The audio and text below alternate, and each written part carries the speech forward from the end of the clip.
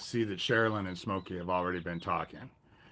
Smokey, we're going to do your story later on because I'm going to have to converse and get something to where I can actually read it correctly.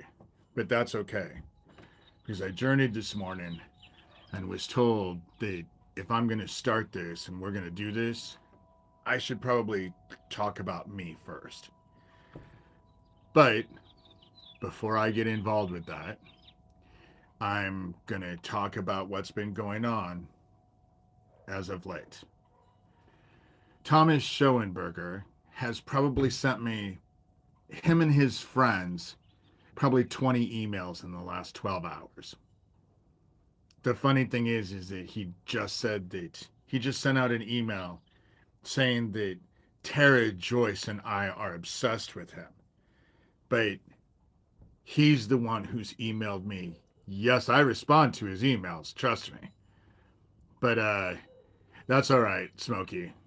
It's with your permission, I'm probably gonna get something and then I'll write it up so that I'll be able to read it. But so I'm not obsessed with Thomas Schoenberger. What I want is for this child trafficking bullshit to get investigated and stopped. That's what I want. I just sent out emails because Tara Joyce, all the people that he just sent me an email talking about Corey Daniel and all of that, all of them are connected. They're all connected. And now Thomas Schoenberger says that he was secretly recording my phone calls, but it wasn't so secret. See, there are people that I've talked to. When I can hear an echo of my own voice, and I have on phone calls of even just recently, and I'm not talking about you, Sherilyn, because it's not happened.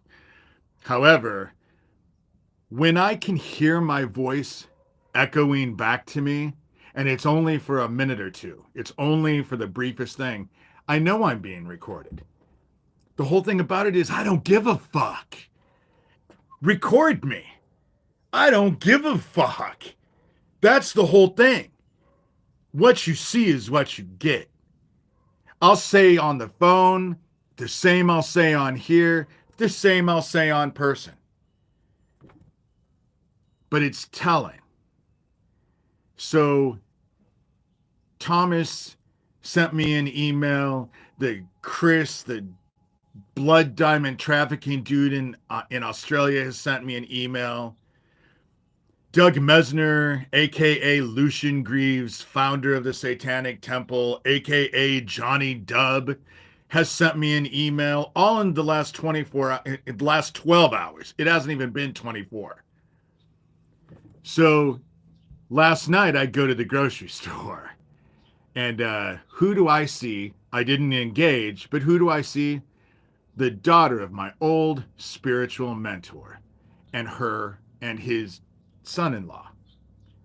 I didn't say a word to them. But these people, the brother-in-law is connected to the neighbor that I'm pretty sure is involved with all of this. So I just go walking in the store and I'm in the front of the store looking at the cookies and stuff. I didn't buy any cookies or anything, but I was looking, so my back was to the front door. And who walks in? No more than 10 minutes. It was probably less than 10 minutes. But the very neighbor with his daughter.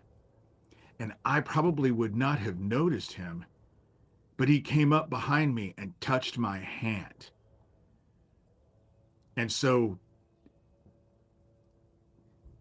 it was a very cool connection because he had that dumbass grin on his face. So this morning, his wife is outside walking their dog. So I walk up to her because that's what I was told. Ask my wife. So I went up. She's a very decent woman. She didn't have a fucking clue what I was talking about. when I asked, there's people that have engaged your daughter. It's all about me. What the fuck is going on? I was told to talk to you. She had no clue what I was talking about. And because she's such a decent woman, she's a terrible liar.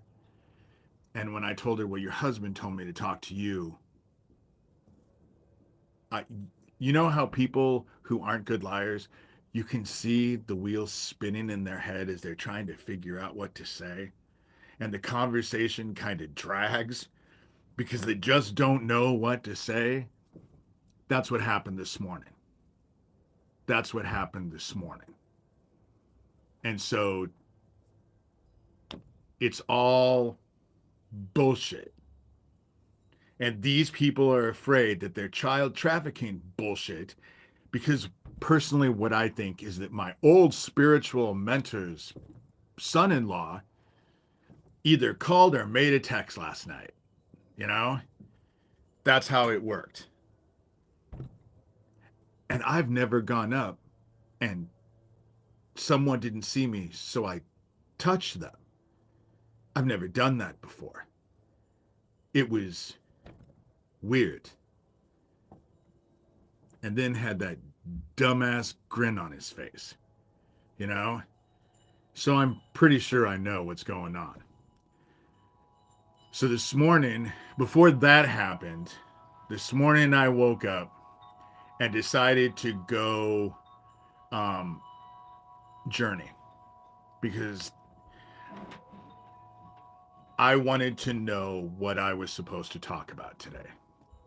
I wanted to actually figure out the testimony. And I was told that because it's a week before Easter, I need to talk about my testimony. We're going to start this with me, you know? And so I'm going to explain in one video all the shit that I've been talking about the spiritual stuff, and lay it all out on the line for people. Oh my God. I'm so not on Grindr. Have never been on Grindr. Don't understand the whole concept of Grindr. You know, it's kind of weird. Thank you, Sherilyn. So Thomas Schoenberger will say that I'm a follower of Michael Aquino. Well, Michael Aquino was my handler up until the age of 10. And so if you think that I actually choose to actually be involved with killing kids and a group that was gang raping me after every blood sacrifice, yeah, I guess. It wasn't that way at all. But the key thing about it with all of this situation is that they were raising me to be the vessel for the Antichrist. Not that I myself would be the Antichrist, but that I would be inhabited by what lived in my dad, actually. And that's what would happen. And in doing so, I would lose myself. I would be taken over. It was terrifying as a kid. It was terrifying to think that something was going to possess me and take me over. That's the whole reason. That's actually what spurred me to find God. Anyway, so what is key, what everyone needs to what's key to all of this, what Thomas can't get through his thick ass head.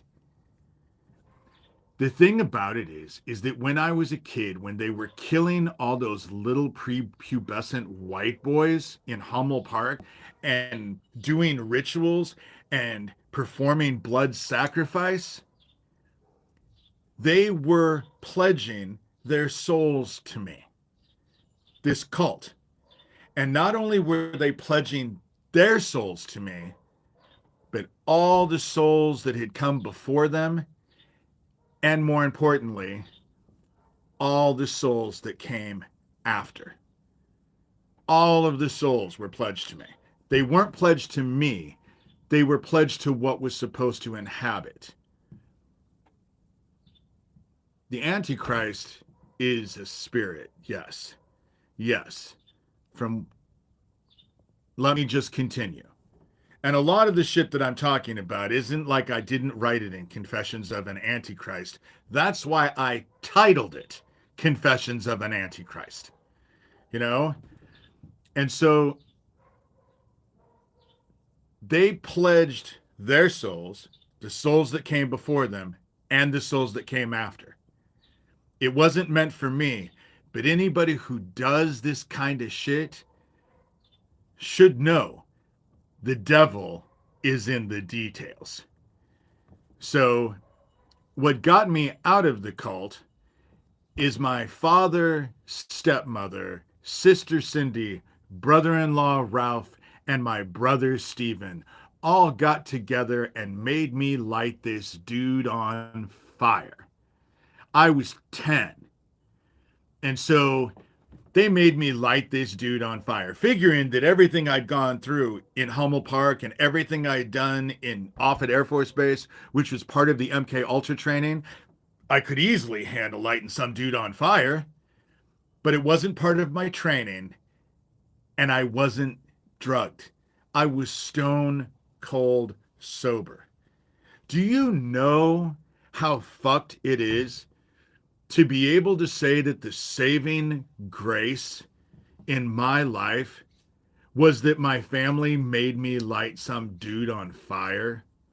And the reason he showed up at our door is he was looking for his daughter, who had been my playmate when we lived by Fontanelle Park in Omaha. After Fontanelle Park, you know, I was under the age of 10, dude. I didn't join anything. I was born into it. You know, you're right. All 8 and 9-year-olds are fucking joining cults because they just want 8 and 9-year-olds. I was under the age of 10. I didn't have a fucking choice. So therefore, it wrecked my training. It fucking put me in a psychotic break. That's the shit that happened with my nephew when I was 13. Just last night. Oh, dude. You really are fucked up. Sherilyn, I need you. Thank you. I take screenshots of that shit. Just remember to take screenshots. So, the shit that happened when I was 13, Doug Mesner as Johnny Dub just said that I left this video talking about my nephew where I'm sneering and all of that. But what they've posted is a 30-second video of a video that was, 13 minutes? And the reason why I'm sneering in that video is because that video was not about my nephew and what happened when I was 13. Yes, they have a 30-second clip. But the rest of that video was all about Doug Mesner. Because this is how I feel. This is how I feel. A bunch of people who weren't there, who weren't affected by it whatsoever, don't have a fucking clue, just want to run with it to defame me. Edit it down to 30 seconds and now want to run around. The reason why I'm sneering is because the video was not about my nephew. It was about Doug Mesner, aka Lucian Greaves, founder of the Satanic Temple. That's the reason why I have the attitude that I have. But it's all bullshit. It's disingenuous. And I'm having to argue with people who are fucking trafficking kids, who are, as an adult right now, today, involved in fucking trafficking kids.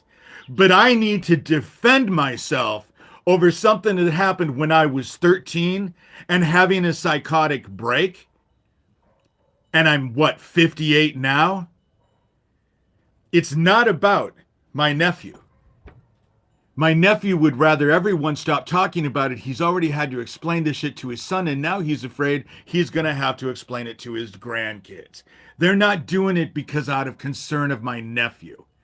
They're concerned about it because they want to shut me up to make this fucking child, so I'll stop talking about their child trafficking bullshit, which Thomas Schoenberger is involved with. He can say he wasn't anywhere in Arizona in 2019, but it was he himself who fucking posted that creepy ass video of him driving around in the fucking desert. I didn't see a gun pointed at his head when he was making that video. He did it all on his own volition. How many child trafficking camps was he visiting in his little trek in the fucking going around in Arizona? And the shit with my nephew, it's the whole reason why adult or child protective services got involved into my dad's house. Because the state of Minnesota, I wasn't arrested. It was not bad enough that my nephew went to he didn't go to any emergency room. And it was the beginning, it was the first day of a 3-week stay that I was with my sister.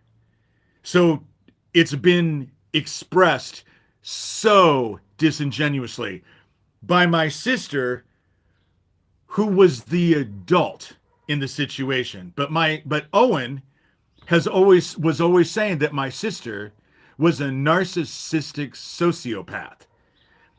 She has to be the victim or the hero in every story, and she never has any accountability.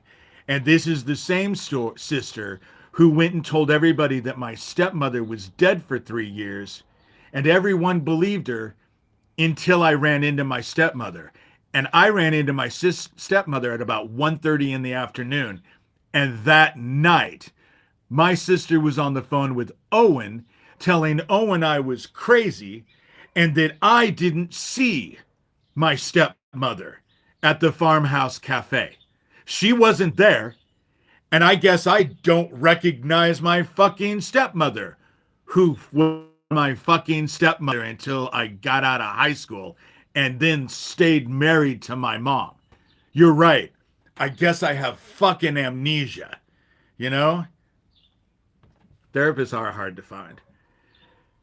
So, when it comes down to it, it's just disingenuous. Thomas is actually defending Skills, trying to direct people off Skills. I know who Skills is. Skills is Kara. She's the free-range humans idiot. They have gone out of their way and murdered victims and then tried to convince other victims to kill themselves. That's what this group does. That's what this group has always done. You know, that is when Doug Mesner isn't pulling out his dick and balls in front of the national media, trying to make the late Westboro minister's dead mother gay in the afterlife. You know, that's the kind of shit that happens. They'll dance around and they'll dance around because they think that they can act with impunity. They all do. Thomas, my neighbor, Shelby County, Iowa Sheriff Neil Gross, who has protected Thomas Schoenberger, and Lucian Greaves as Andy Villa. That's the reason why I say, if there's any baby oil left from the whole P. Diddy thing, can you send it to them? Because obviously they're probably going to run low because they're so busy jerking each other off. They need some kind of lubrication, I would assume, you know? However, back to the spiritual shit. So, this all happens when I'm 13. I ended up searching, reading all kinds of shit. The Egyptian Book of the Dead. I didn't too much go into the Kabbalah, but I checked the Kabbalah. The Quran. I was searching for anything to find out how the fuck I could get out of being the vessel for the Antichrist. At 27 years old, it ended up driving me into therapy. Because what I was taught in my training was to be able to see the dark shit that people are hiding. And I couldn't stop it. Do you know what it's like to walk in and go into a party and know people's fucking secrets? It was all part of my training. Know the dark shit they're hiding. And not only that, but my mere presence brings it out in people. That's the reason why my ex used to call me a freak magnet. because people can't maintain themselves when they're around me. If they have dark ass shit, like last night, touching my hand with that fucking shit ass grin on their face, thinking that they can't be fucking touched, like I'm just too stupid to fucking figure shit out, and have figured it out a long time ago. That's the reason why I set it up and put their name on a note on my cabinet door, because I knew how it would work. And it worked perfectly, you know, perfectly. And so I went to my therapist and told her the shit that I was able to do. And I wanted it to stop. I needed it to stop. After the fifth session, at the very end, she told me I have some good news and some bad news. I said, okay, tell me the bad news first. She told me, I can't help. Thank you, Smokey. I can't help you. I don't think I can help you stop it. And I was like, okay, then what's the good news? She told me the good news is I have a feeling that I might be able to direct you into a way that will help you can control it. The best thing about my therapist is when I went to go see her, she had never had anybody like me. So I was all brand new. So while I was in therapy, going to her, which I have been for years, decades, she was learning this stuff right along with me. It's funny because at the very beginning of my therapy, I almost dumped her because she wouldn't tell me whether or not she believed me or not. And I was told that before I dump her, I needed to tell her.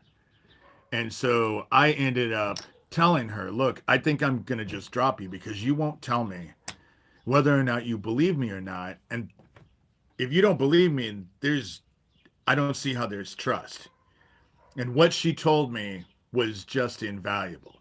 She told me, as my therapist, that it was her job to help me deal with whatever was going on in my life, not give the conclusion of what I was saying was real or not. Yes, thank you for the great question. It was her job to help me deal with what I needed to deal with.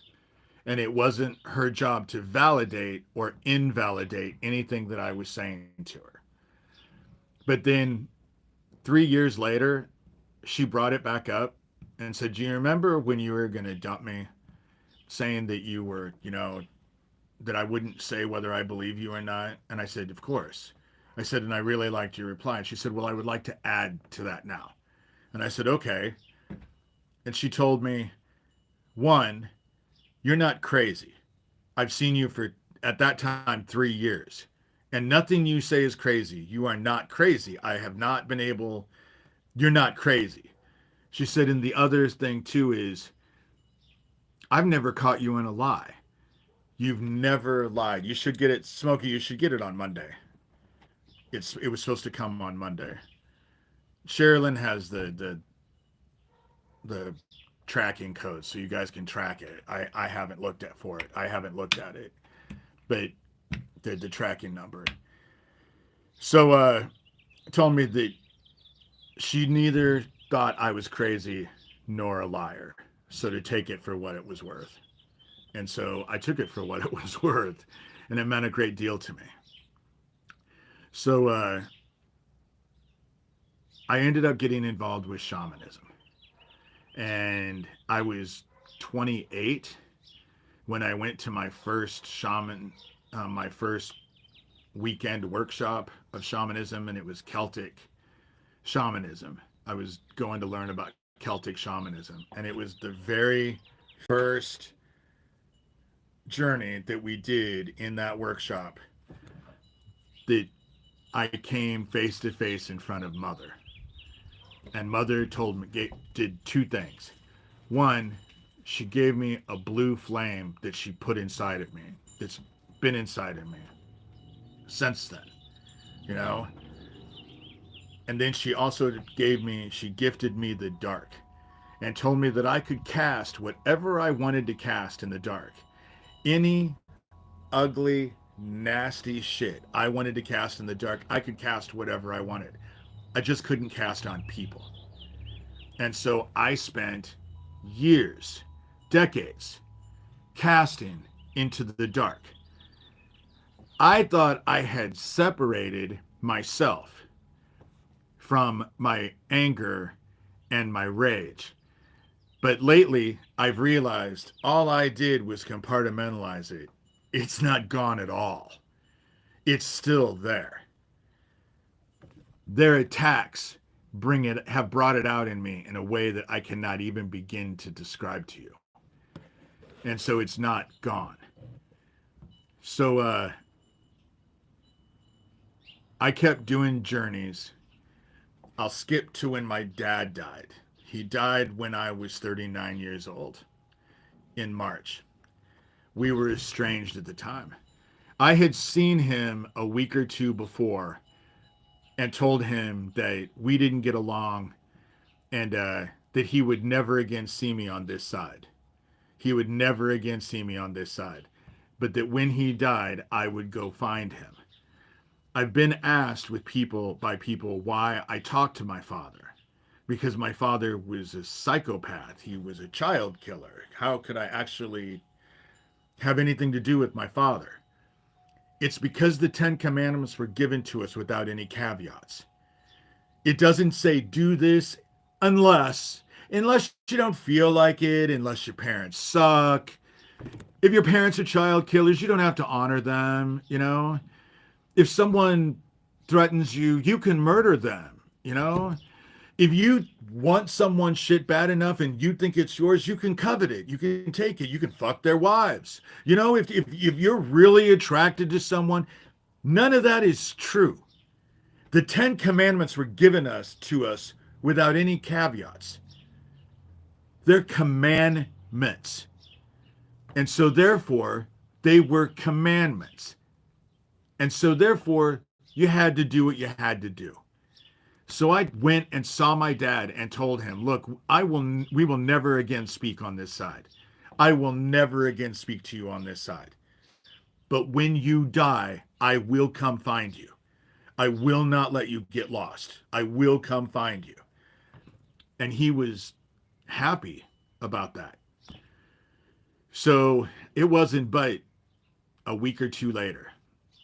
And I started to have this dream. I've said this before and stuff, but I'm just doing the whole spiritual stuff, the whole testimony here. So I had this dream. And in this dream, I was in my old apartment on Poppleton Street. And I was in my kitchen, and there was a door on my right and a door in front of me.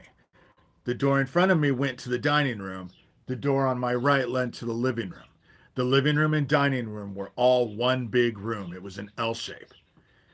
And it was built in the 1920s, and the apartment itself was 1,200 square feet. It was a huge 3-bedroom apartment. And at the time, it had been my favorite place I had ever lived. And both doors were closed. The door of the dining room was closed. The door in the living room was closed. And in the kitchen, I could hear a demon in the living room. Now, this is a dream. I was asleep when this happened. And in the dream, a woman would come to the door, which opened up into the living room, and she would come inside, and I would hear the demon and the woman screaming. The woman screaming and the demon screaming because it was ripping the woman apart. And every time I closed my eyes, that's what I dreamt. It was the same exact dream. The only difference in the dream is that every woman who came to the front door was a different woman. The woman was always different. So I dreamt this over and over and over and over and over for 3 nights in a row. And after the third night, I woke up, and that morning I got a phone call from my sister, Cindy, my oldest sister, who was incredibly close with our father. And she was sobbing. And she told me that Dad had died in the middle of the night. So while I'm dreaming of this demon coming to me, my dad is dying at the same time. And I couldn't there was no way to deny what the fuck was happening. There was no way to deny what I'd just gone through 3 nights before.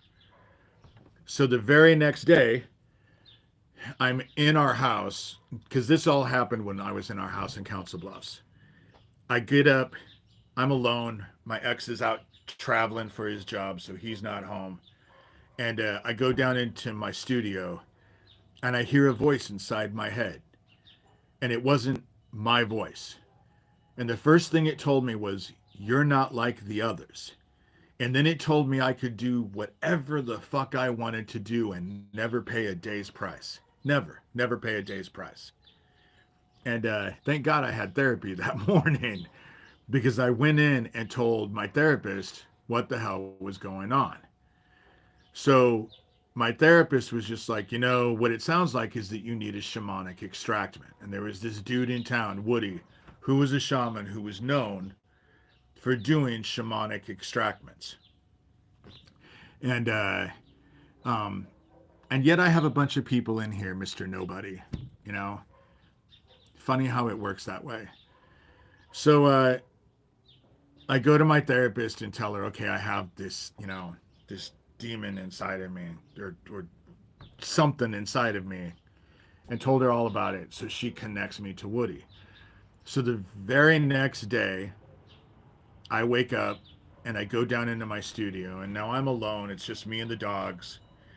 And as crazy as it felt, I started to talk out loud and said, okay, you have to do anything I want you to do, right? And it got all excited.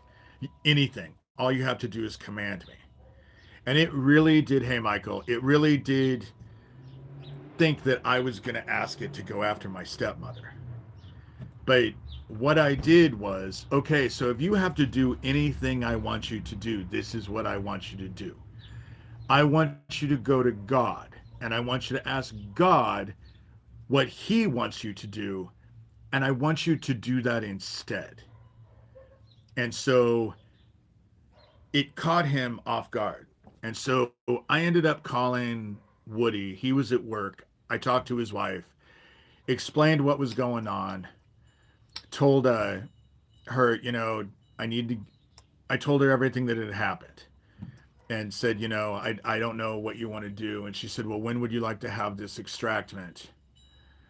I knew how to journey before learning shamanism. I had learned how to journey.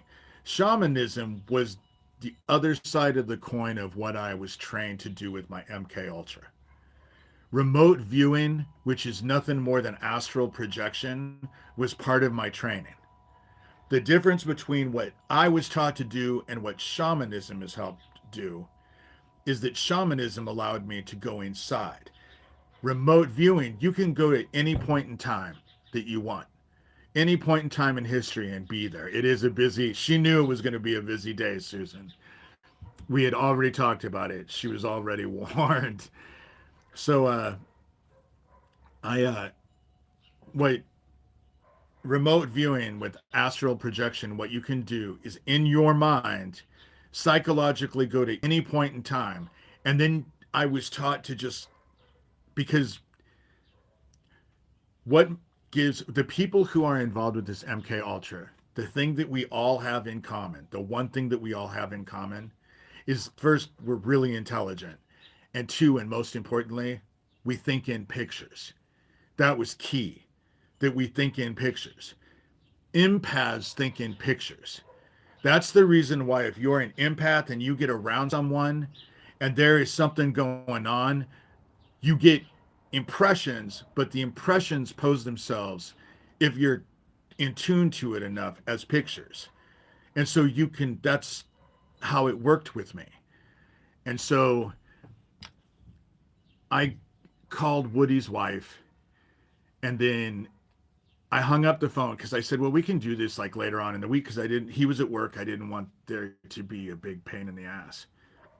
And then, but I realized that if I left him inside of me, he was way stronger than I was. And I knew that if he stayed inside of me and anything went wrong, he would be able to take over me, which means that he would have his power and this shit my training, the stuff that I was taught to do.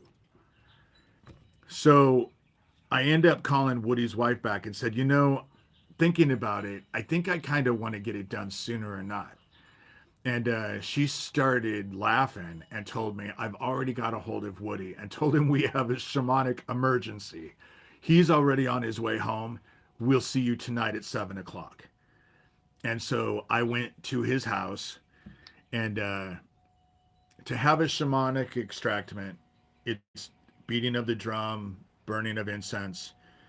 Woody stared at me in the eyes, and then he told me that consciously I had to move aside and let who I found out was named Uriel take me over. And I didn't want to do it, but I did what I was told. So I consciously moved aside and let him take over. And it was the weirdest thing I'd ever experienced, because I was having a conversation with Woody that wasn't my conversation. I wasn't even psychologically, it was like I was standing beside myself. And while this is all going on, I start crying. And I don't understand why I'm crying, because I I wanted this thing out of me. I wasn't going to miss this thing. He scared me. And I didn't know why I was crying. So Woody helps get Uriel out of me.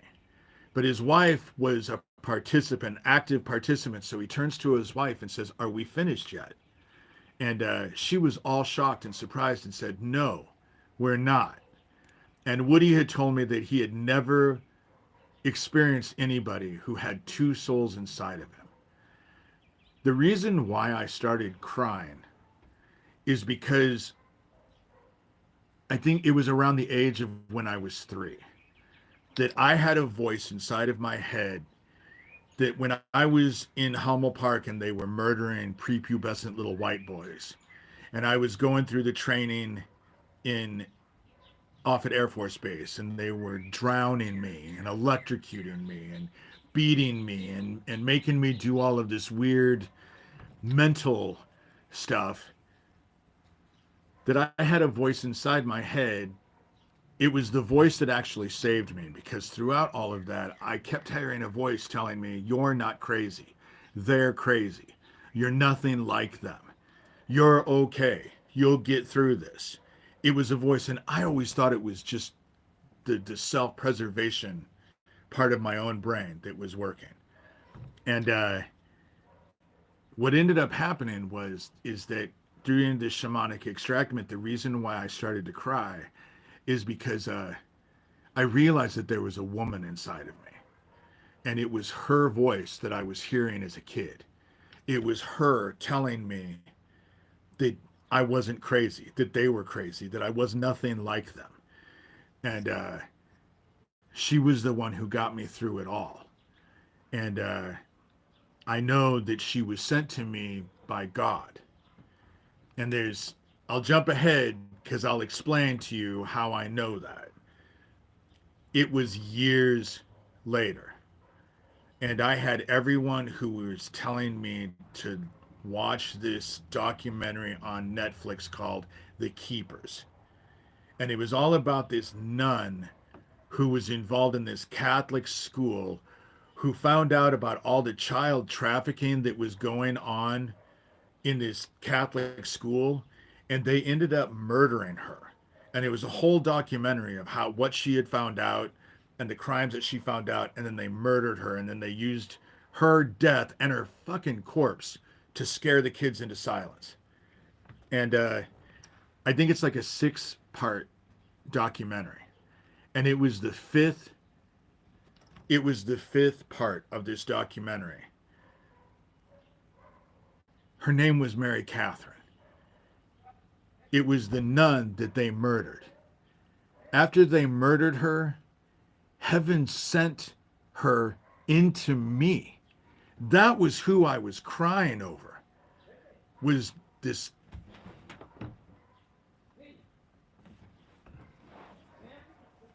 guess who's listening? So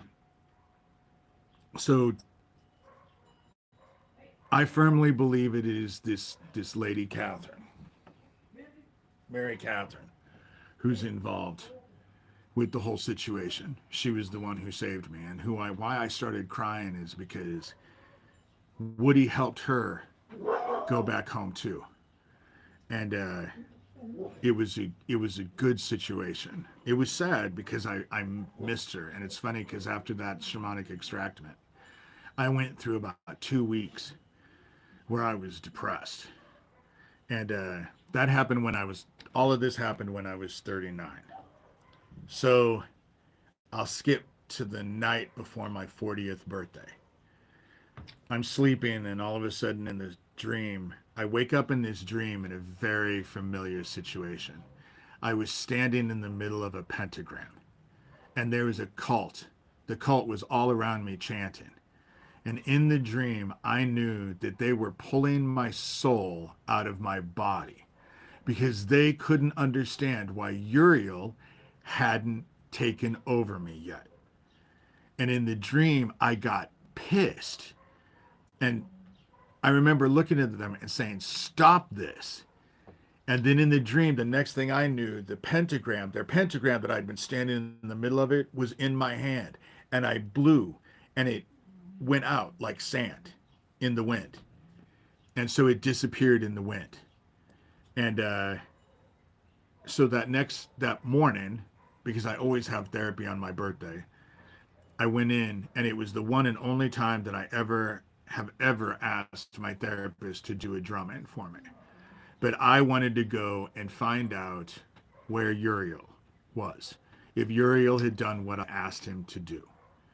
And so she did a drum in, and I went in to go find Uriel. And I found him, and he was bound by the dark. And no, Mary is a nun. Mary is a nun. That you can see her story. It's called The Keepers, and it's on Netflix even now. I just saw it the other night. So you can go see who I'm talking about. You can go watch the documentary they made of her. She was murdered right when I was 3 years old. So the timing fit. That's how weird it was. The timing fit.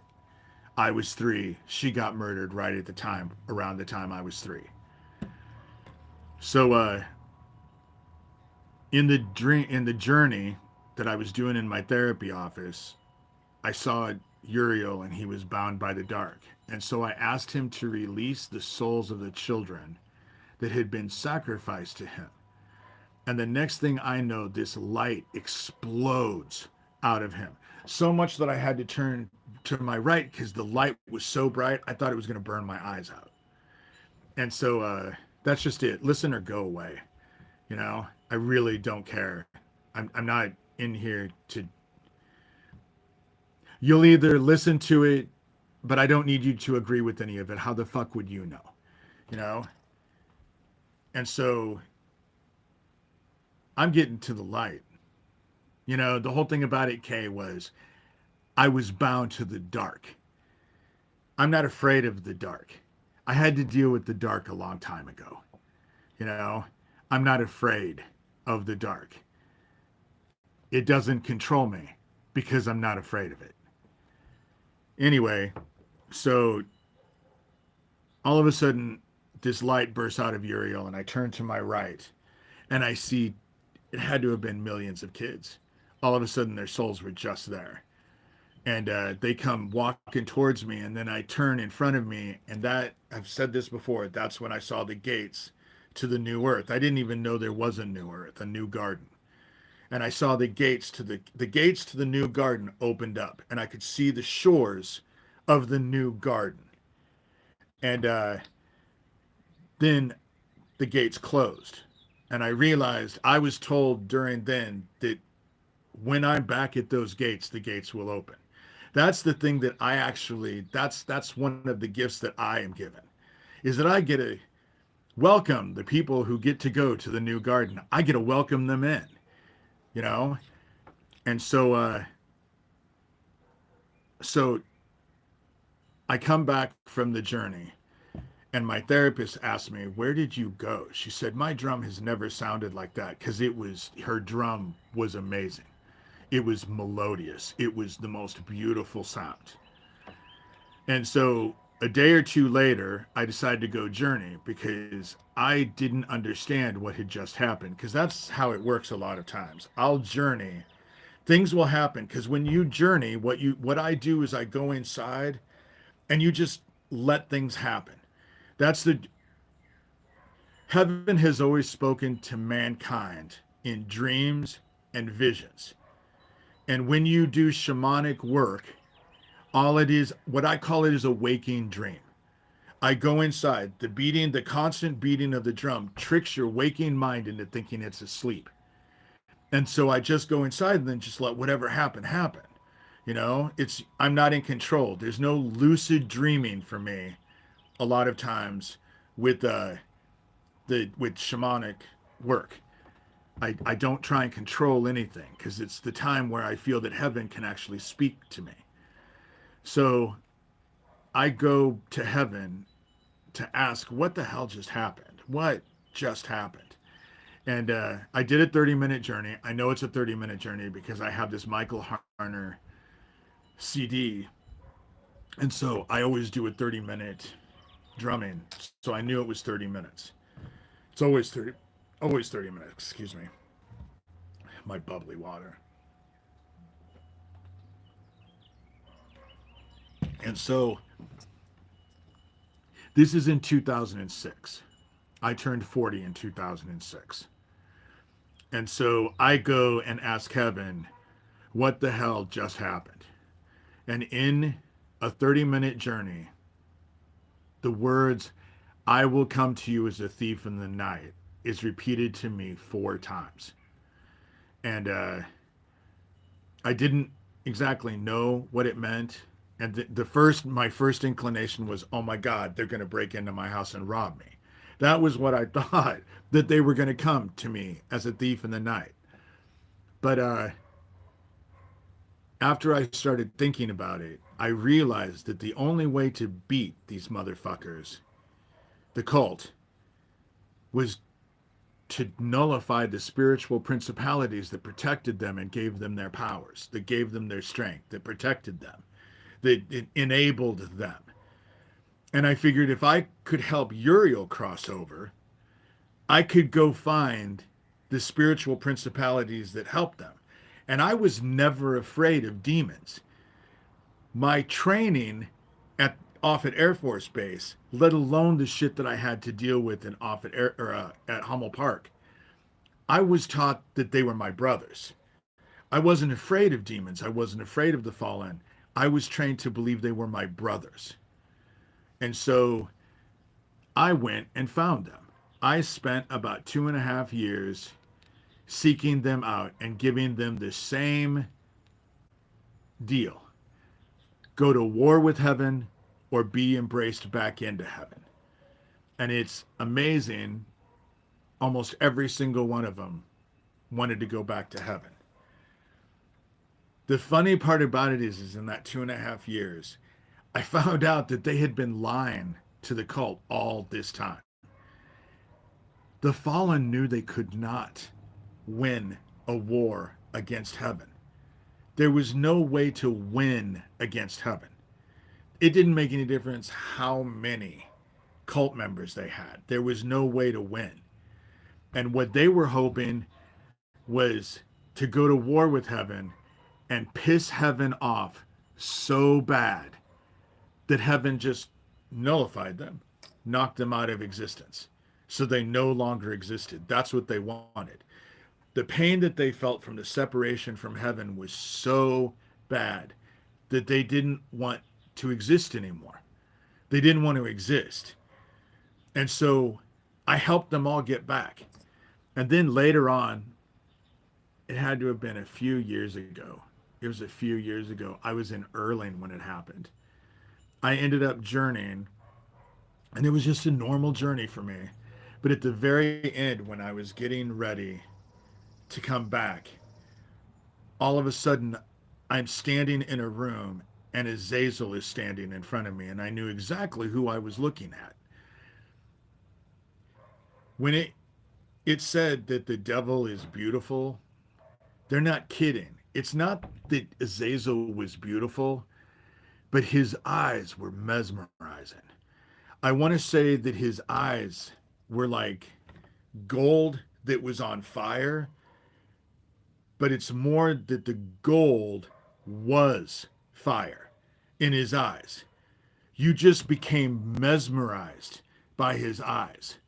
And he was shocked that I was standing in front of him. I was shocked that I was standing in front of him. And the next thing I know, this light comes out from me that is not mine. I am simply a conduit. I had no idea. I had no control over any of this. And the next thing I know, he's gone.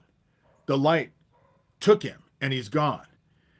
And so the very next day, I ended up going to Journey because he was just like, what the fuck was that all about?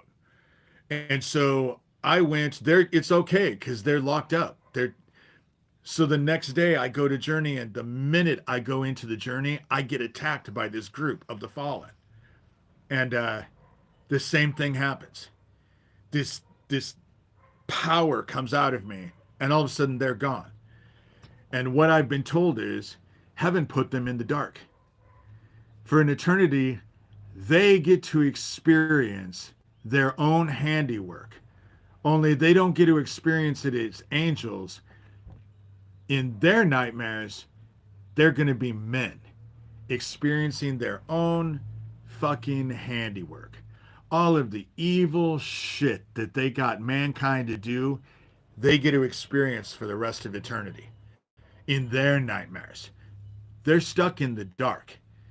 That's the reason why this last solar eclipse, when they did the abomination of desolation ceremony, and they did do an abomination of desolation ceremony, they tried to set themselves above heaven. That's the reason why all those red heifers from Texas went to Israel, because they did this abomination of desolation ceremony. And it didn't have, heaven has complete control over them. Heaven has complete control over them. They can't help anymore. That's the reason why all of this shit is falling down. That's the reason why all the governments are falling apart. That's the reason why all this shit is going to hell. Because the very powers that have protected it and fed it and shaped it and controlled it no longer are there. That's the reason why the shit's falling apart. That's how I know we're at the end.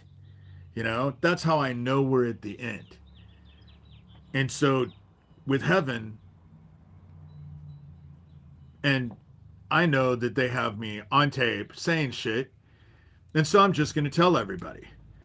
Do you know their problem is not that I have to convince any of you? That's not their problem.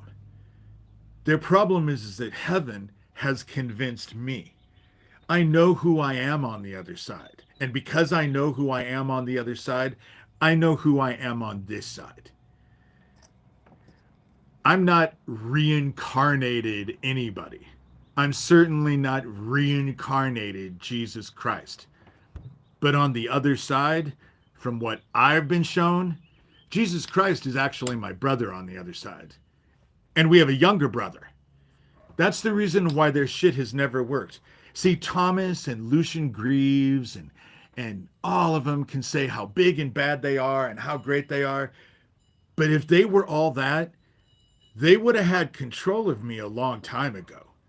Aquino would have gotten control of me a long time ago. But I'm 58, and they've never had control of me. Never.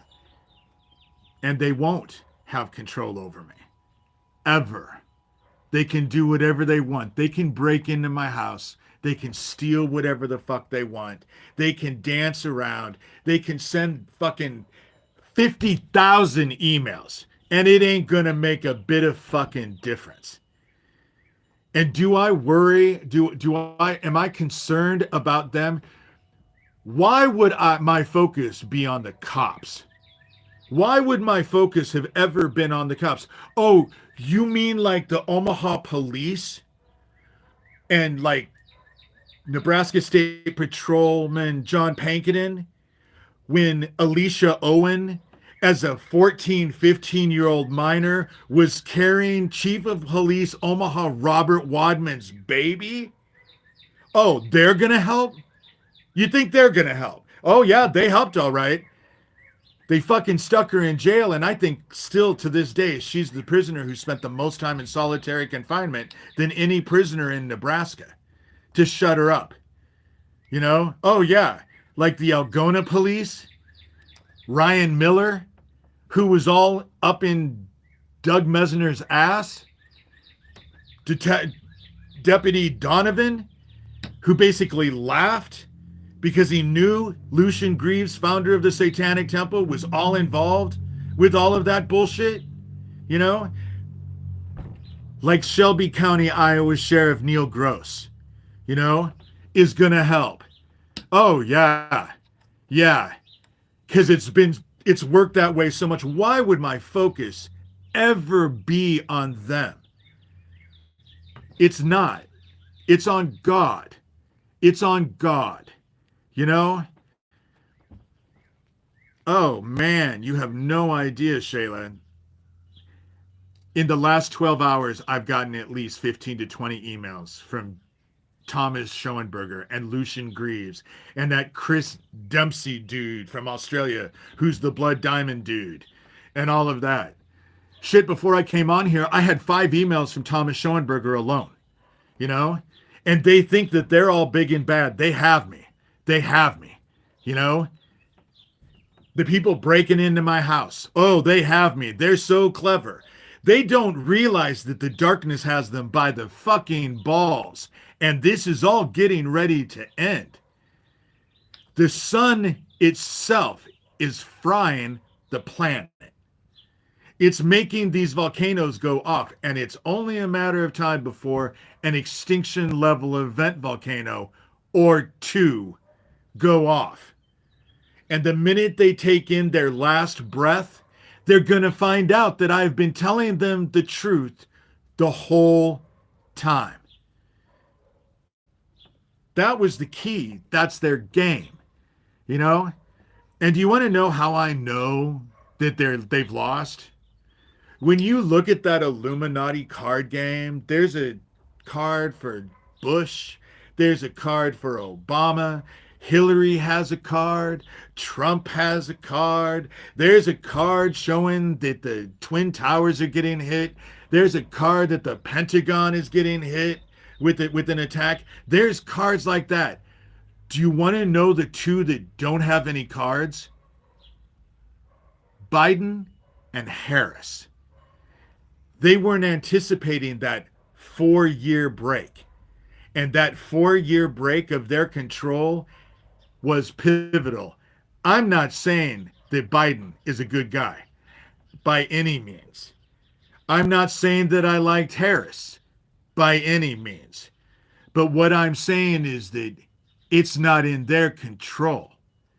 It's not in their control. It's in God's hands.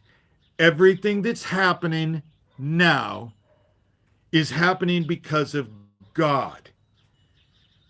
But they don't believe it because what they believe is their own fucking ego.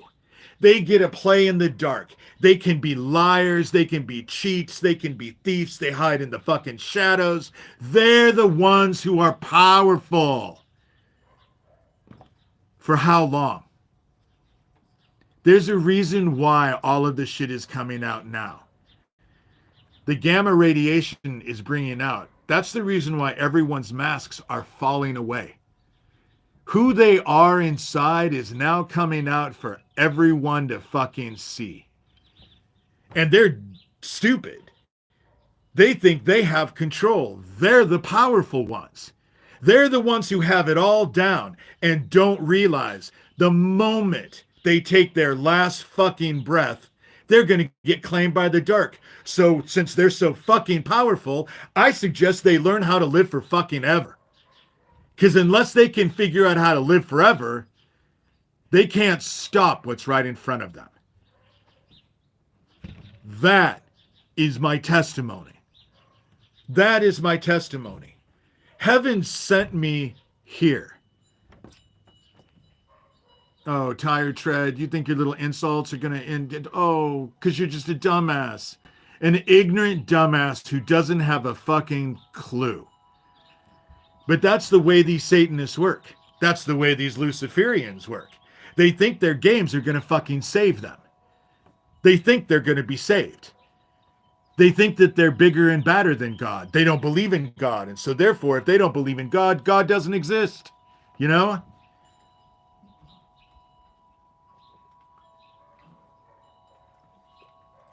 It took 2 to 3 years of me journeying for me to even let heaven entertain who I was on the other side. Because the first time I was shown it, my reaction was no. That's what crazy people tell themselves. I'm no. And heaven has never let up on it. Continuously has told me what's going on, who I am, and what I'm here to do. You know, the very one that they trained to be the vessel for the Antichrist. But what shamanism and heaven through shamanism taught me how to do is I went from being a vessel to a doorman. I'm very, very adept at going inside and mentally opening doors and letting things through. And as far as the dark goes, I was bound to the dark from the very beginning. I couldn't run away from it because everywhere I ran, there it was. That's the reason why I had to deal with the dark. I ended up having to come to terms with the darkness inside of me because there was nowhere to run. And the more I ran, the further and harder it chased me. And so the only reason why, that's why I tell you, if you're in a dream and something's chasing you, what shamans will tell you is if you're being chased by something in the dream, turn around and embrace it. Let it embrace you. That's how you grow from it. That's how you learn from it. You know?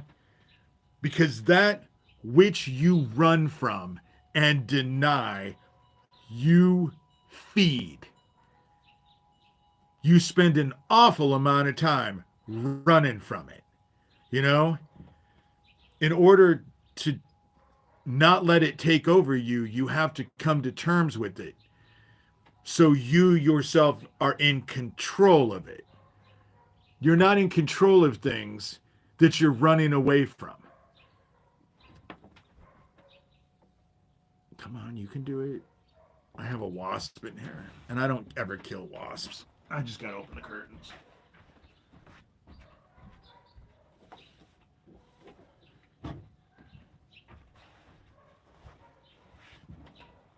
He'll fly out. The more you resist, the more it persists. That's just it. The difference between me and them is that I don't revel in the dark. I don't hide in the dark. You know? No, these pedos are not darkness. They just hide in the darkness. They think the darkness protects them. They think the shadows protect them. But really, when it comes down to it, we're at the end. The darkness is here to claim its own. That's what it is. The darkness is here to claim its own. So it's great they hide in the fucking shadows.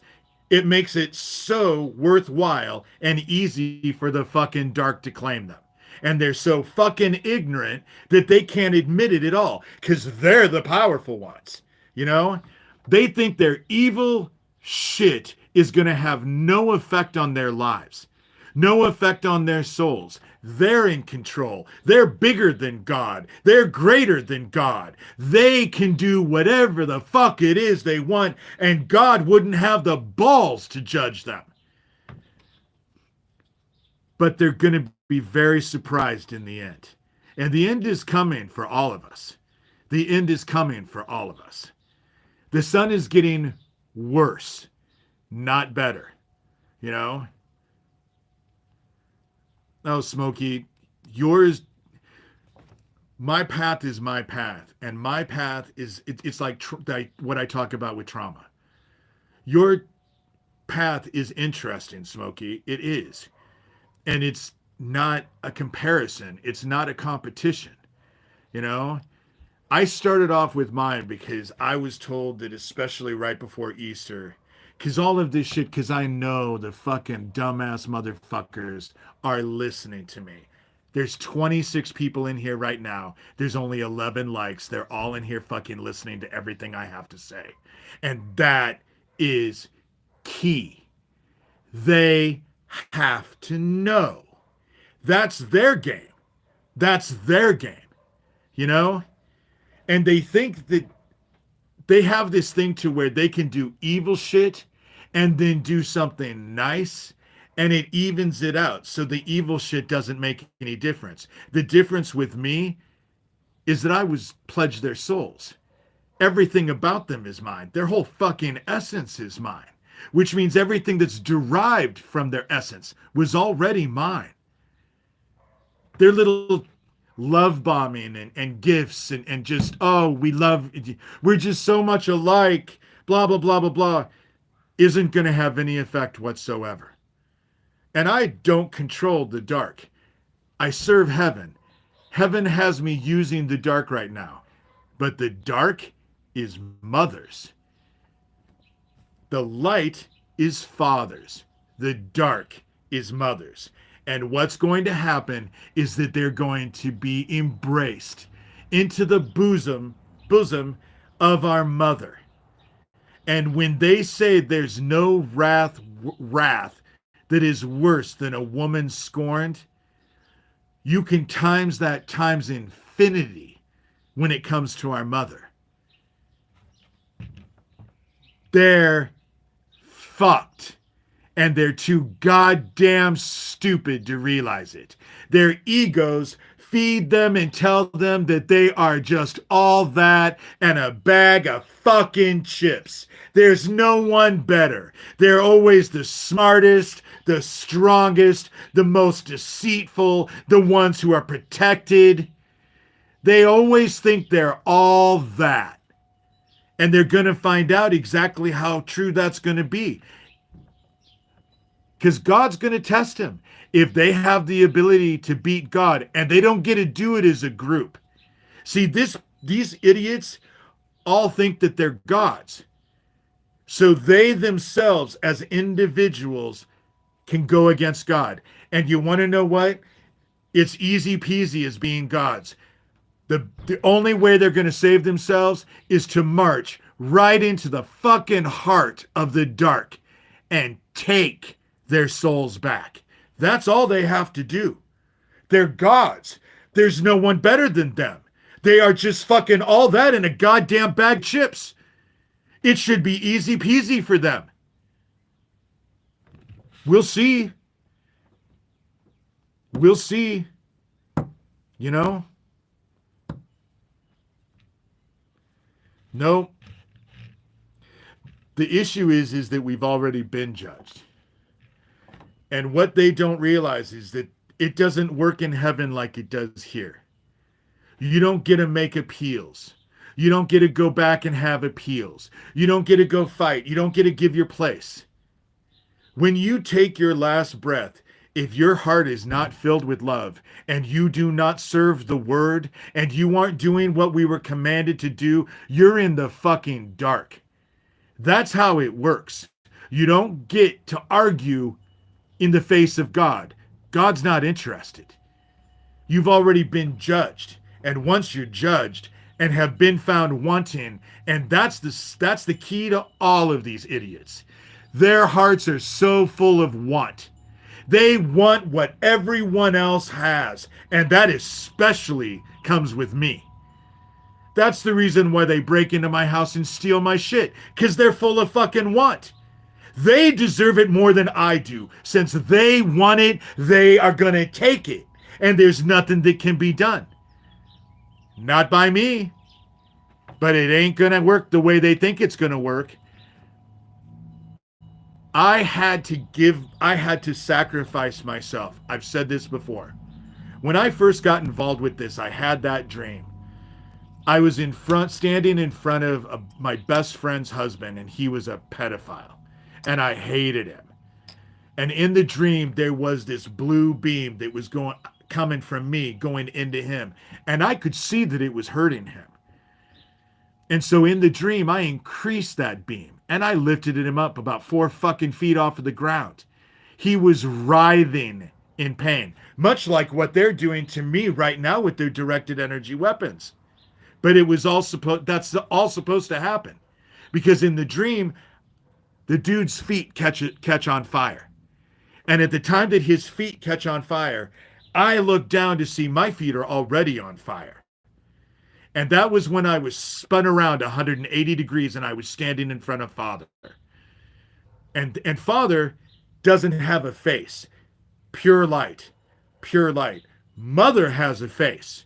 Father does not.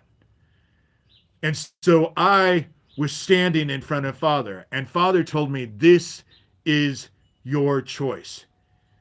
For you to do what you need to go through, you need to martyr yourself to them.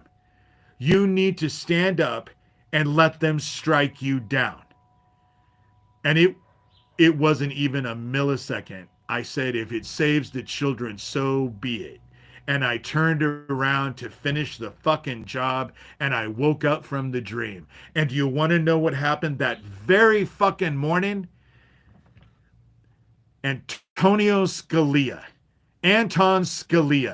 got his throat slit by a 13-year-old boy at that weird-ass devil-loving ranch down in Texas. Because heaven sealed the deal in my enemy's blood. That's how it worked.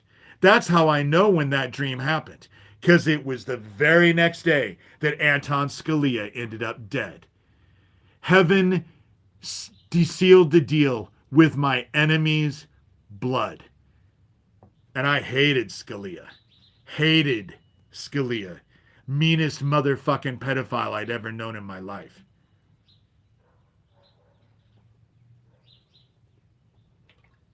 They are cursed. They're claimed by the dark already, and they're just too stupid to realize it. They'll run around and tell themselves how great they are, how powerful they are, but they don't have a fucking clue. They don't have a clue.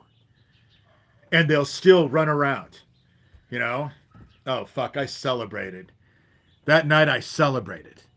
And I talked to my sister Kathy, and she was celebrating because she hated him too. Mean-ass motherfucking pedophile. That's the reason why they had a closed casket and they buried him immediately. You know? That's the reason why. He didn't get any viewing. Nobody followed and walked past him like they did Jimmy Carter. They didn't do any of that. And you want to know why? You can't fucking hide a slit throat. You know? Oh, yeah. I think that the whole thing about it is that being a child and being involved with it, you have no choice. But when you become an adult and you choose, I don't believe in mind control. When they're doing evil shit, they know they're doing evil shit. They just don't give a fuck. So saying, oh, well, I'm not responsible for the evil shit that I've done because I'm a victim isn't gonna fucking work. It isn't gonna work. There's no fucking such thing as mind control. You know you're doing evil shit when you're doing evil shit. When you're talking shit and bearing false witness on people, you know you're doing evil shit. When you're murdering people, when you're stealing their shit, fucking their spouses, doing whatever you can to hurt whoever you fucking want, you know you're doing evil shit. Just like last night, they always have a smug-ass fucking grin on their face. Like they think they can't be called out. Not realizing you're already fucked. You're already fucked. You know? But they're too goddamn ego-focused.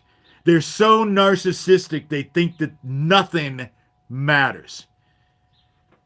That's what they think. And we're at the end. And they're about ready to be claimed. And then, when they get claimed, they'll cry and they'll blame everybody but the very person who is responsible, the very one that looks back at them when they look in the mirror, because they're never responsible. Never. It's always someone else's fault. They did something to someone, but they deserved it. All the evil shit that happens, they know they're doing the evil shit and they're going to get called out for it. They're going to get claimed. They're not going to get called out for it. They're going to get claimed. They're going to find themselves the dark. You choose it every time you don't do what you're supposed to do. You'll follow the commandments we were given, and it's all a choice. And now it's a choice more than anything. Just because you go on instinct and you do evil shit that you think you're not thinking about, that's the whole thing. We're in judgment. To be loving and fill your heart with love and love those around you and love God is a conscious choice you have to make, sometimes second by second. You have to make that choice. And if you don't make that choice, you're fucked. That's how it works. You're fucked. Going on autopilot and just doing what everyone else does and doing whatever the fuck it is you want to do, you'll be fucked. That's the reason why it says, in the end, even good men will fail. That's what it's all about. But just because they're ignorant and they don't fucking want to admit the truth doesn't change shit. I always use this analogy. Then let them convince themselves that they don't breathe oxygen and tape a fucking plastic bag around your head and see what the fuck happens. Because that shit will be a nicer end than what's going to happen when you don't do what we were commanded to do. But they don't believe in God. They don't believe in shit. They believe in themselves. That's what they believe in. They believe in themselves. What they want, their desires, their want. That's what they believe in. They believe in their own goddamn dark. And that's all they believe in. And they're going to get claimed because we're at the end. And they've been told. They know. They've heard. Whether or not they accepted it, whether or not they believed it, whether or not it went against their little sensibilities, makes no difference. It makes no difference. You will fill your hearts with love like we were commanded to do, or you're fucked. It's the same now as it's always been. And if you don't like it, tough fucking shit. And the only way that you can beat it is walk right into the fucking heart of the dark and take your souls back. That's how you can do it. But they're all gods. Thomas is a fucking god. Lucian Greaves is a fucking god. You know? Michael Aquino was a fucking god. Aleister Crowley. Anton LaVey. But isn't it interesting what the last words were for Anton LaVey and Aleister Crowley and all of the other fucking Satanists that happened? Their last words usually were, what the fuck have I done? Oh my God, what the fuck have I done? So in the end, with their last breath, when they saw what was right in front of them, they knew they were fucked. And that's the joyous part about this for me. That's why I tell them, 4 little fucking words. I only want them to remember of all the shit that I've talked about in all the decades that I've done. 4 fucking words. I told you so. Just because you chose not to listen. Just because you chose not to care. Just because you thought you were more. You were better. You were above. Won't change a fucking thing. And their ignorance, their ugly ass, evil, joyous evil. Because not only are they evil, they revel in their dark deeds. They revel in it. They always have that stupid ass smirk on their face. Like there's so much more. It's always been that way. I've seen it with all of them. That's how it starts. Never fucking ends that way, but that's how it always starts. Their rituals don't work with their shit. Their rituals don't work. The spiritual principalities that have protected them all this time, the days of being able to do whatever the fuck you want to do and never paying a day's price are quickly coming to an end. And it's about ready to be replaced with accountability and retribution. And you can tell yourself it's not. You can tell yourself whatever the fuck it is you need to tell yourself and do all your evil fucking shit that makes you feel powerful and more than everyone else. But accountability and retribution is about ready to happen. And those who chose their evil shit that made them feel so powerful and so much more than everyone else, they're going to find out what happens. They're going to find out what happens. And the cool thing about it for me is I was right on the fucking front lines and helped bring it about. It was amazing, the shit that they taught me. I'm not a follower of Michael Aquino. That's the reason why Michael Aquino was scared shitless when I showed up at his front door in San Francisco above Fisherman's Wharf. That's the reason why he and Lilith were upstairs frantically talking about me, because I heard my name at least 4 times. And they were frantic. You know? It is amusing. They're about ready to be fucking claimed, and they're so goddamn dumb. I guess they can control the sun. They can control all of the volcanoes that are getting ready to explode. They can control the earthquakes. They can control the political systems that are all falling down. They're in control. They can control the wars that are about ready to happen because the world's economies are falling down. Every world war that has ever happened, World War I and World War II, it started because of the economy. The economies crashed. And we ended up in fucking war both times. And it's getting ready to happen again.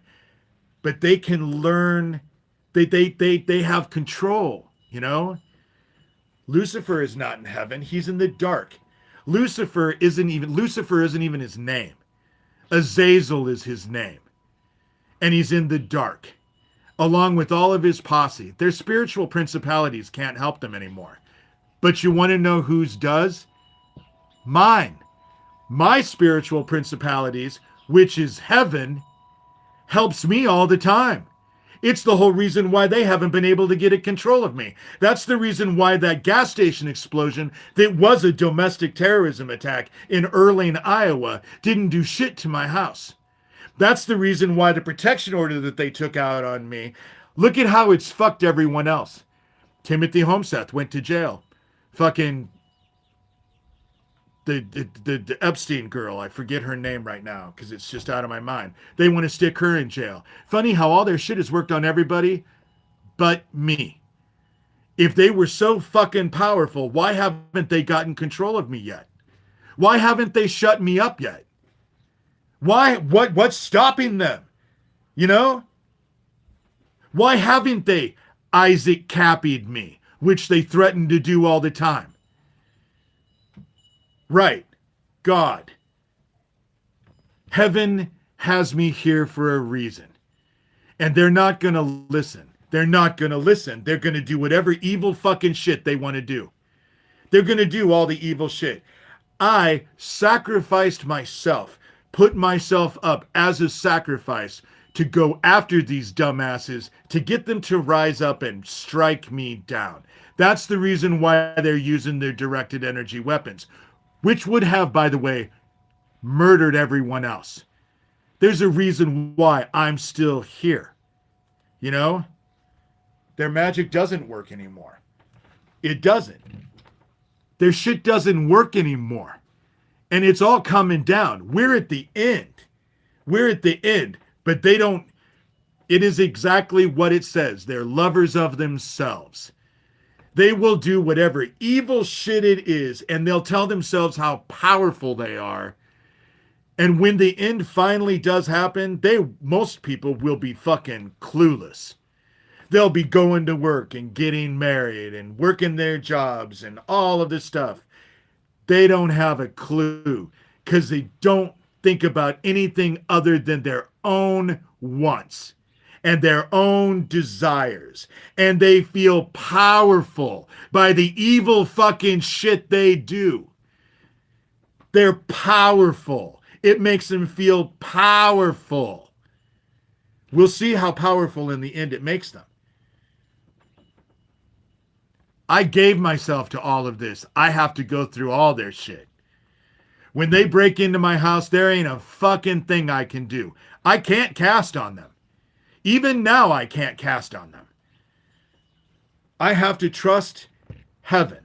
And I do trust heaven. And the longer it takes, the sweeter it is.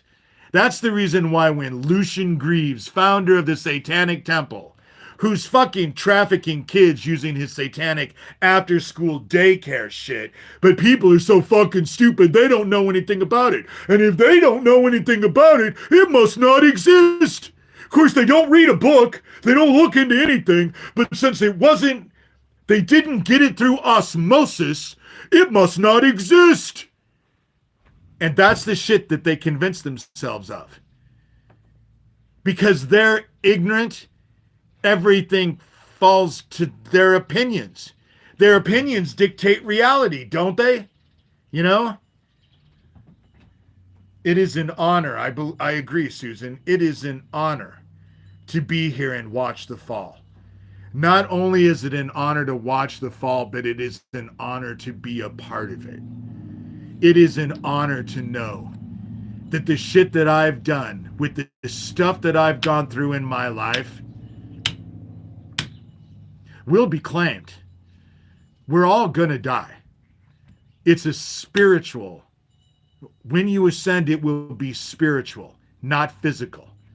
We are not above our master. And those of us who serve the word and serve Jesus Christ will die as Jesus Christ died. We are not above our master. But if you have your hearts filled with love, you get to ascend. If you don't, you get claimed by the dark. But they're so fucking powerful, all they have to do is march right into the heart of the goddamn dark and take their fucking souls back. Easy peasy, right? They're so powerful. They're so crafty and so much more than everyone else. Should be easy peasy. I think they're going to be surprised. I think reality is going to catch them right by the fucking short hairs. But by then it's going to be too late. And I can't wait for that to happen. I am looking forward to that day more than anybody knows. Because I am so sick of this evil shit. I am sick to fucking death of their evil shit. But if they were so big and bad and so powerful, they would have had me a long time ago.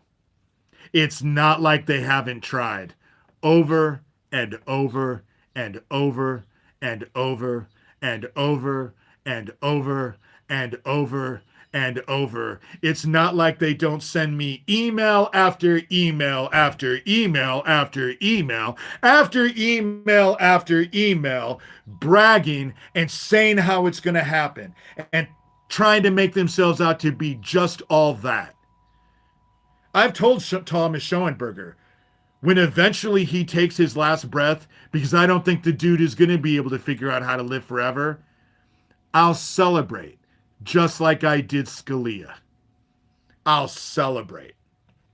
It will be something that I will fucking raise a toast to heaven.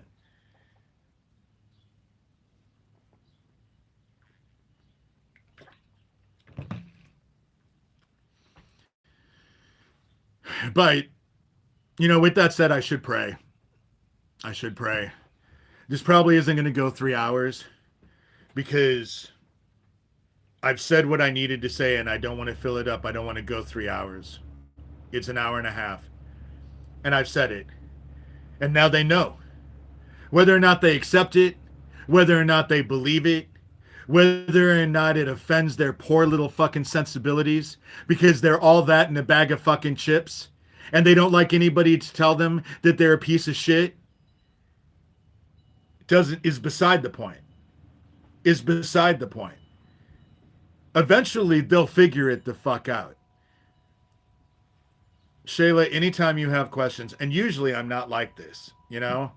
Well, sometimes I can be worse. I can be much more animated. But today I just wanted to say, today, a week before Easter, I wanted to give my testimony because heaven told me that it was important, that I was to give my testimony. And so I have. I've told you all the truth about what's happened. You know, we will do what we were commanded to do and fill our hearts with love. Love God, love everyone else. Stop doing your evil fucking shit. But there are those who can't stop doing their evil shit because it's the only thing that makes them feel powerful. Because most of them, especially the ones that I'm dealing with, have itty bitty little dick syndrome. They're all have to be all that because they have itty bitty little dicks that most can't see. They have tiny, tiny penises. That's why they do their evil shit. As sad as that fucking is. And it's hilarious to me. You know? I don't suffer from little dick syndrome. Even if I had a little dick syndrome. Yeah, Sherilyn, okay, you have me there, you know? Because what's Tara Joyce's issue? Oh, and let me be clear. Like I said, Tara Joyce, I believe Thomas Schoenberger is Tara Joyce's boss. I think they're all working in conjunction with each other. Corey Daniel is working in conjunction with Thomas.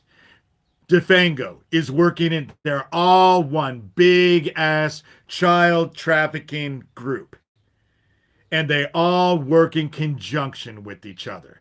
This opposition thing that they have going that they want to present is bullshit.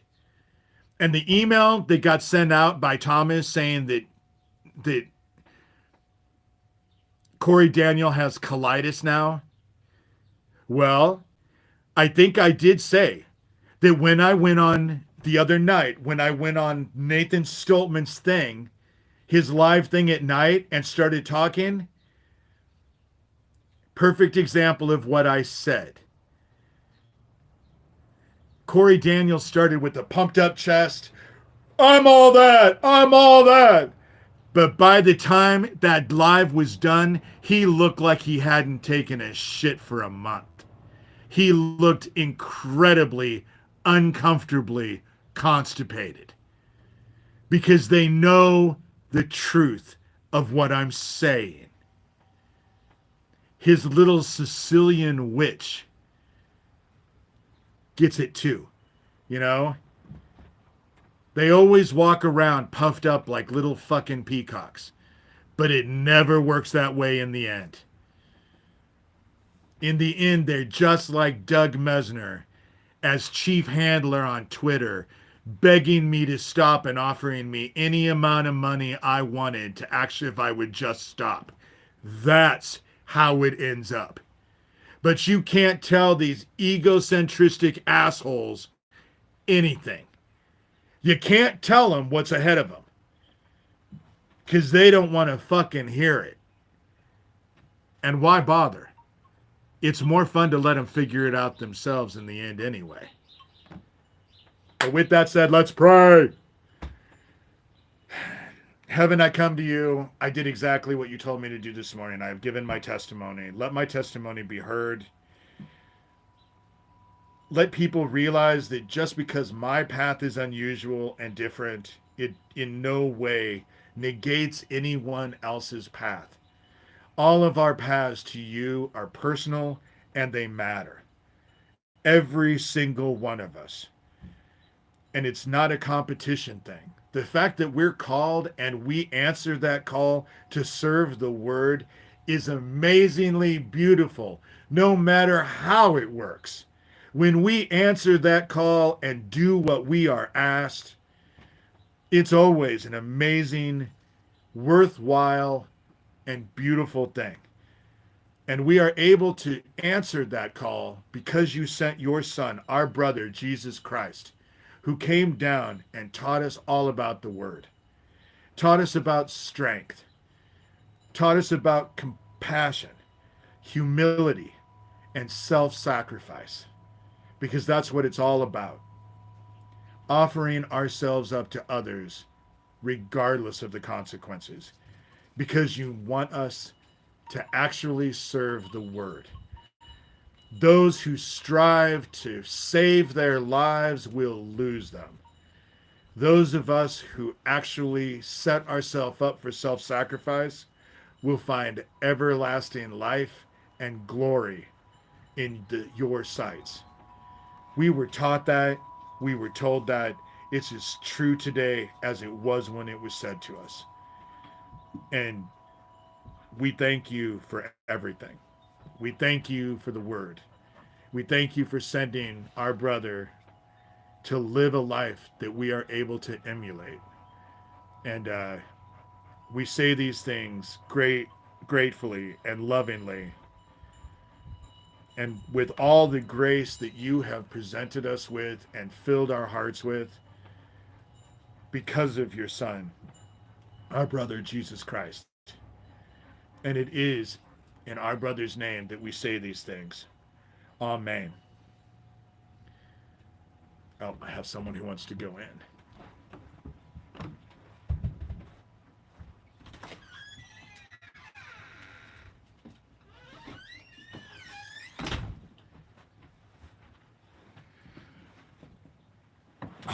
Okay.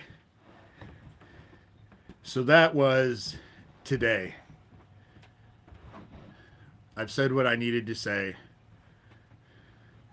Smokey will be working with you this week because I'm going to actually write out the stuff that you've sent us in order for me to actually. I can't. They're in the house. The dogs are in the house. It's hot out here today. It's 84 degrees in this room, and they were sitting out in the sun. And so I'm just. The shit is coming down. The sun is cooking us. It's through fire. The sun is cooking us through fire. And it's over. Stop the sun. You know? None of us can. Stop heaven. Stop God. None of us can. We are servants. We are children. And we will do what we've been told to do. I know you are, Smokey. I love the fact, Smokey, that you told God, if he had your back, you have his. That you've basically, Oh, Sarah, I love snow. I miss snow. The snow is gone now for a while.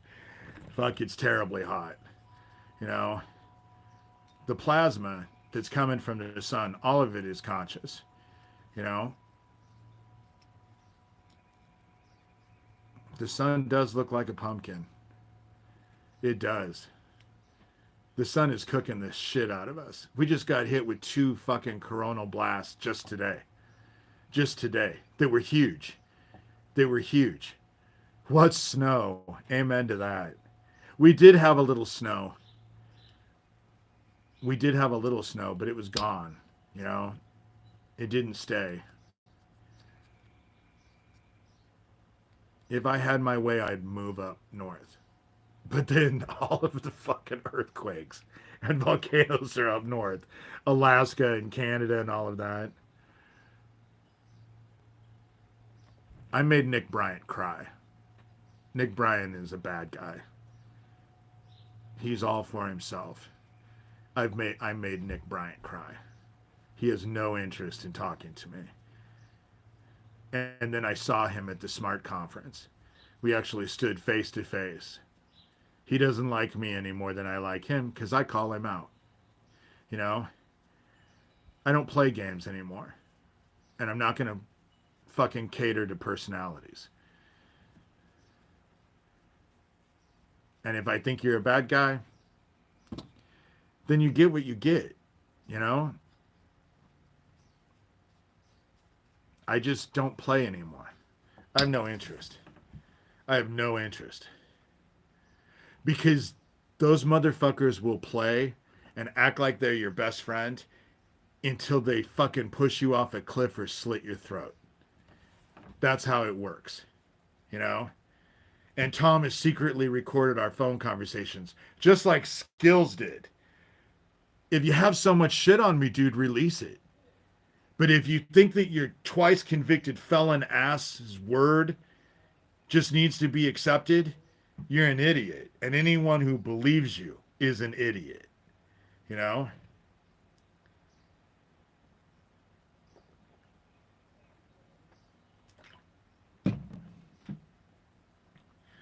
They've closed off a part of Yellowstone because it's already had an eruption. Mount Rainier is about ready to get ready to explode. You know? They're having rumblings in Mount Rainier. You know? The fakes in survivor circles are scumbags. Exactly. And there's a lot of them. They're honeypots. They're honeypots. And what do? They befriend you. And they're all your best friend until they're not your best friend. And then they do everything they can to try and convince you to go kill yourself. That's what they do. That's the shit that they're doing to survivors. That's how the reason why I knew Doug Mesner, a.k.a. Lucian Greaves, founder of the Satanic Temple, was all involved with QAnon. After they convinced that dude that his kids had demon spawn in them, and so he took them down to Mexico and harpooned them to death, that's how I knew. Because that's what Lucian Greaves has done with survivors. He goes to the SMART conference, they befriend these women, and in the end, they do everything they can to convince these women to take themselves out. There will be accountability for that. The cops might not help. The cops might not do shit. But the dark sure as fuck will. You know? And so, it's been fun, guys. But it's time for me to end this. And, it's been fun. There are a lot of honeypots out there. There are a lot of honeypots. You know?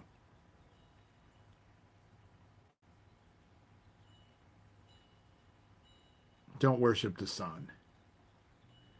Don't worship the sun. Go ahead and lay out in the sun. In the end, you'll look like a fucking raisin. My sister Cindy did that. She looked like a raisin. I was never in the Satanic Temple, but I have heard of the Hellfire Club. Yes, I have heard of the Hellfire Club. Same shit. It's just an offshoot.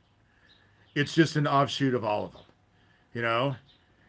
The difference between, from what I understand of the Hellfire Club, is it's a lot of bikers. But then the Hells Angels were the ones trafficking all the drugs that were coming in from the Contras and off at Air Force Base during Franklin and doing all the kids. And I know that because a bunch of them lived above Dick Bishop in his little mansion that was right across the street from Duchesne Academy. It was all bikers, you know?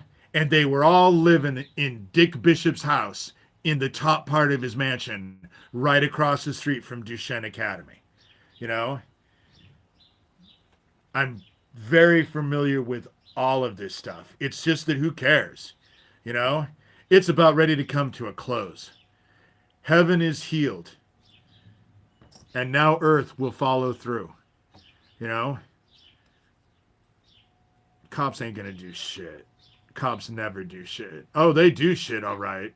If you're a survivor like Alicia Owen when you're 14, 15 years old and you're pregnant with Robert Wadman's baby, who was chief of police of Omaha, they'll stick your ass in jail and then keep you there as long as they can in solitary confinement so you can never talk to anybody. And then when you get out of jail, they'll tell you if you open your fucking mouth, they're going to stick you right back in jail. Oh yeah, they'll Neil Gross is wonderful, and my sheriff here fucking is so far up. That's the reason why. If anybody has any extra baby oil from the fucking P. Diddy shit, my sheriff needs it. Because they're so busy fucking jerking each other off, I'm sure their dicks are getting sore by now. You know? Same thing with Ryan Miller in Algona. And that Deputy Donovan. And the chief of police there. And the Omaha police. And Robert Wadman. You know? The only thing they do is jerk each other off. And fucking Lucian Greaves, founder of the Satanic Temple, and Thomas Schoenberger, and that Chris dude from Australia, who's a blood diamond trafficker dude. And Shelby County, Iowa Sheriff Neil Gross, and Noah Schilling, who's running all the fucking drugs in the goddamn, the trailer park in town. And Chad Butler. I bet their penises are getting sore because they're so busy jacking each other off. They need more lube. I'm sure they need more lube. But when it comes down to it, most of them have really itty bitty tiny penises. So maybe I'm wrong. Maybe it doesn't take that much. Maybe it doesn't take that much lube. You know, a little dab will do ya.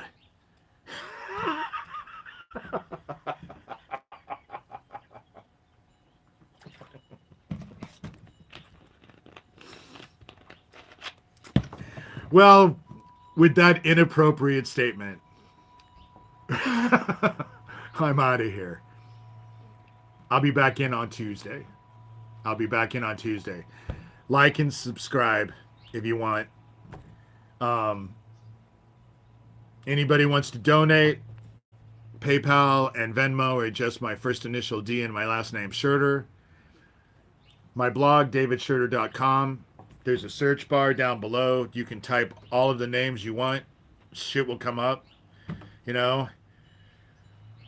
If you want to read Confessions of an Antichrist and hear about the spiritual stuff, Rabbit Hole is great on Amazon, but that's all about Franklin, and it's the edited version.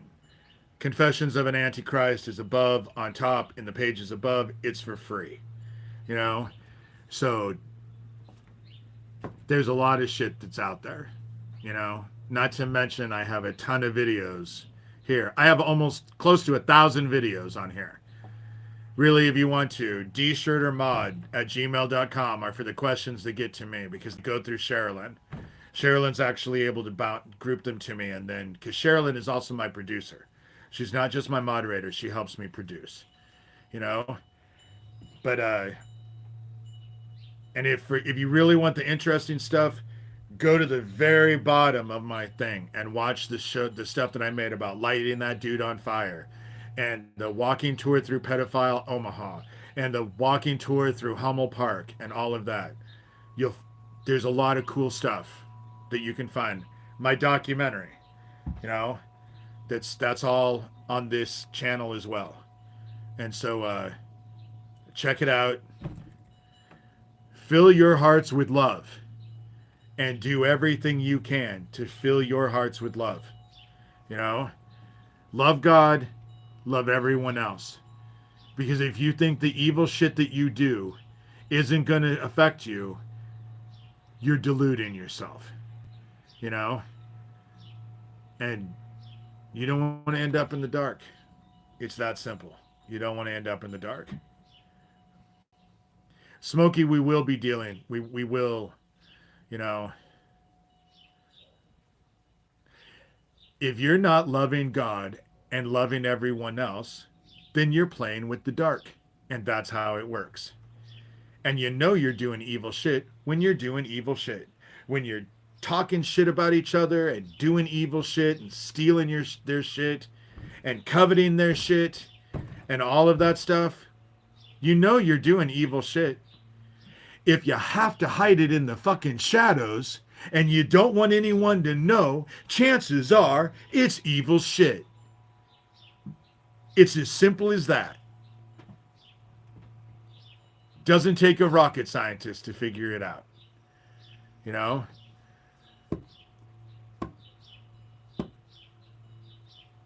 Emulate Christ as much as you can.